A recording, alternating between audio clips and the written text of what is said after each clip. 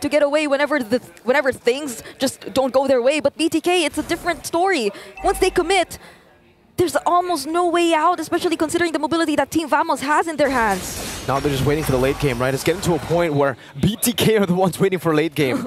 And I don't know, I feel like for Vamos, they're like, sure, we can play for the late game. If you want to play for late, it's all right, man. We're just going to play it slow, farm up again, Warlord stacking up like an absolute beast. So there's no real worry for Vamos at this point. It is all on BTK, the pressure, the game, everything. Warlord gets another there, and I'm really curious to see at 8 minutes how many stacks Mr. Warlord has on the Sicilian. Yeah. Because it's a 5,000 gold lead, and Warlord's doing so much damage. That's another free turret down below. BTK are just constantly forced to give away these neutral objectives, give away even structures. 8 minutes in, down to just the tier 2 in the mid lane and up top. It'll be a trade at least. 178 There you go. Actually, is that impressive? I don't think it's It's not that crazy. It's not that crazy. It's pretty okay. It's like, but I mean, it's all right. It's 8 minutes. We're 8 minutes into the game, but there have been a lot of team fights, I'd say. And another thing is probably I'm also curious as to whether we'll be seeing Warlord and Zorn not together at all in this entire game. But Nets early pickup on the Malefic gun. So talk about mobility, talk about range. Yeah.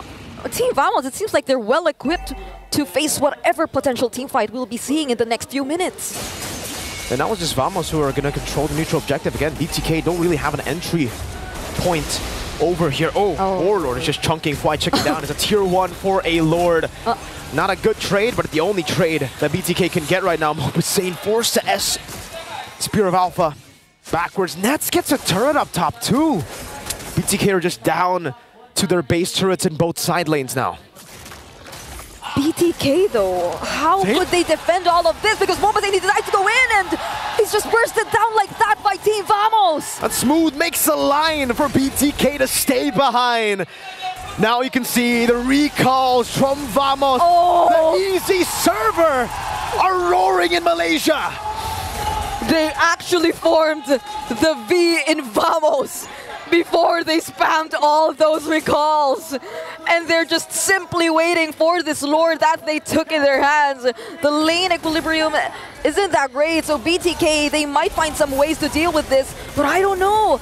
Just look at the amount of damage Team Vamos is able to throw out, but Nets uses the heavy crossbow to get away, but Shark is punished by Team Vamos way before the Lord even gets to the base of BTK. The Bloodthirsty Kings are down to their last set of turrets. A holy defense stands in the way of Vamos. But what's that to Warlord, who's fully stacked up?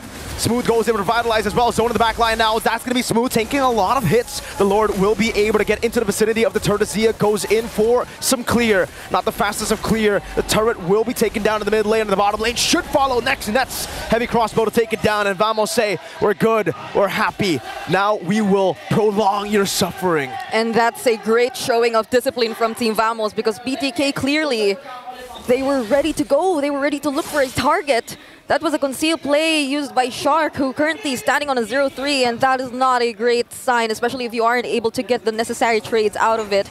So we're looking at an 8k gold lead in favor of Team Vamos, which is all the more reason for them to just hold on to this lead. They don't need to do anything crazy. They just need to play this by the book, because BTK, they're the ones who have to find a way to deal with all this pressure. We've seen them struggle in terms of wave clear earlier, so the second time that Team Vamos gets their hands on an objective... Wait? How do they do it though, right? If there is a possible comeback angle, though it is like, what, very low at this point. Yeah. What do they have to do to make that happen? I don't know. Vamos, they just look too clean, and their composition with a lead like this looks a bit too impossible to make even a mistake happen, you know? Yeah, even if Shark decides to go for a pickoff, like, Zia would probably have enough damage by now, but that doesn't entirely mean that you would get the upper hand in terms of the team fight. You would still waste resources just to take a single pickoff against Team Vamos. And by the time they know that, they have a lot of ways to counter. And speaking of, Shark hasn't even had his hands on the setup yet, but he immediately gets punished right away! Shark is down, Hoon is down, Chicken caught on the Sanguine Claws. Mobasane chased down Chibi! Gets the double! Now it's Mobasane who's caught again. Has a Spear of Alpha to walk away. They want to go for the end. Zia dashing backwards. BTK on the brink of elimination. Uno, dos, tres. Vamos say adios to BTK.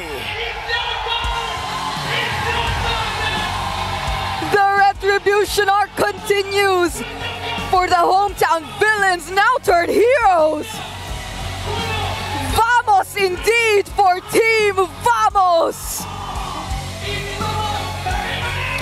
In the home crowd, the taunt. It is fire, straight up fire on stage. Walking from one side to the other in front of the man who called them the easy server. Vamos are the ones to eliminate the bloodthirsty Kings and their phenomenal run in the Swiss stage. The clash of servers took an unexpected turn. It was a one-sided series for Team Vamos. Let's head over to our panel and have them break down that series for all of us.